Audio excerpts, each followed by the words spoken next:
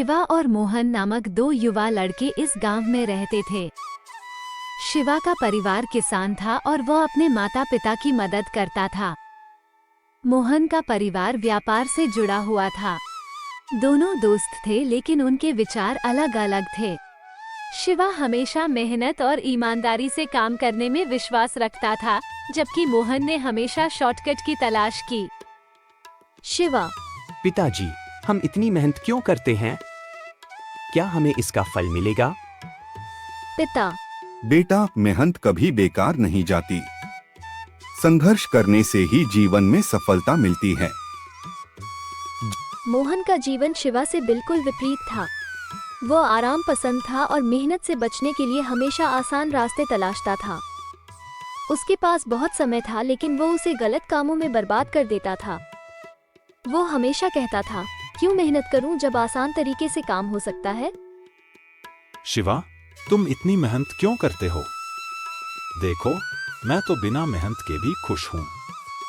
हम छोटी मोटी चालबाजियों से भी काम चला सकते हैं। मोहन, ये गलत है। ईमानदारी से जीने में ही असली सुख है। आसान रास्ते हमें असली खुशी नहीं दे सकते। गांव में अचानक एक बड़ी समस्या आ जाती है। गांव के मुख्य जल स्रोत में कुछ कारणों से पानी की कमी हो जाती है। गांव के लोग पानी के लिए संघर्ष करने लगते हैं। ये समस्या गांव में एक बड़ी चिंता का विषय बन जाती है। गांववासियों, हमें इस समस्या का समाधान खोजना होगा। हम सबको मिलकर इस पर काम करना होगा। लेकिन हम क्या करें? पानी के बिना हम कैसे जिएंगे? शिवा इस समस्या का समाधान खोजने का संकल्प करता है। वो अपने पिता से परामर्श करता है और उनके साथ मिलकर पानी की समस्या को हल करने का तरीका खोजता है। वे सोचते हैं कि अगर गांव के पास के पहाड़ से एक छोटी नहर निकाली जाए तो पानी गांव तक आ सकता है। पिताजी, अगर हम उस पहाड़ से एक नहर बना दें तो शायद हमें पानी मिल सकता है। तुम्हारा विचार सही है बेटा, लेकिन यह काम बहुत कठिन होगा। कठिनाइयों से घबराना हमारी आदत नहीं है। मैं इसे जरूर करूंगा। शिवा अपने दोस्तों और गांव वालों की मदद से नहर बनाने का काम शुरू करता है।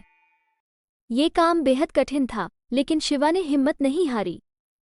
दिन रात की मेहनत के बाद नहर बनकर तैयार हो जाती है।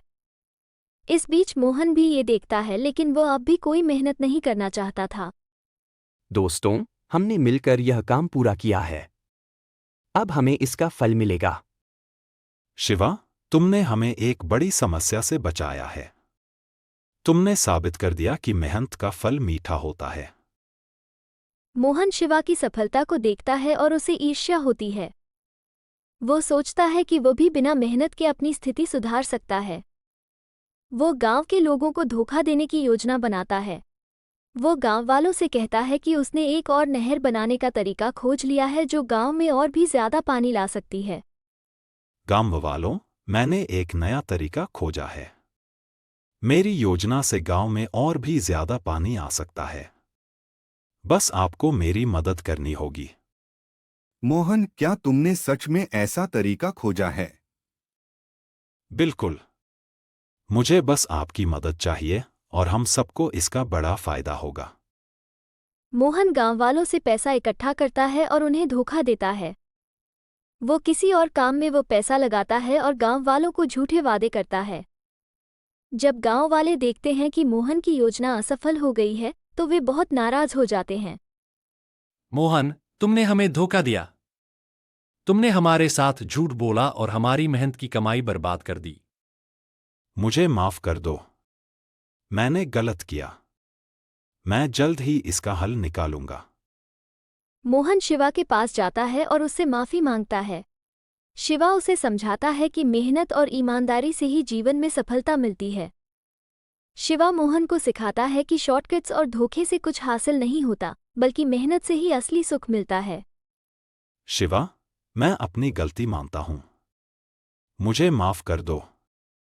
मोहन, जीवन में शॉर्टकट से कुछ हासिल नहीं होता। हमें मेहनत करनी चाहिए और ईमानदारी से जीना चाहिए।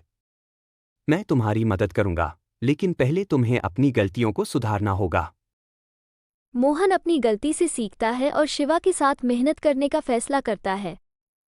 वो अब ईमानदारी से काम करता है और गांव वालों का विश्वास वापस जीतने के लिए जी जान से मेहनत करता है। धीरे धीरे गांव वाले उसे माफ कर देते हैं और मोहन भी गांव के लिए एक प्रेरणा बन जाता है। मैंने अब समझ लिया है कि मेहनत और ईमानदारी ही जीवन का सही रास्ता है। मैं अब पूरी मेहनत से गांव की भलाई के लिए काम करूंगा। गांव में अब हर तरफ खुशहाली है। पानी की समस्या हल हो चुकी है और शिवा और मोहन अब एक साथ मिलकर गांव की बेहतरी के लिए काम करते हैं। दोनों दोस्त गांव के लिए प्रेरणा बन जाते हैं। गांव वाले भी अब शिवा की सिखाई गई बातों को मानते हैं और मोहन की मेहनत को सराहते हैं।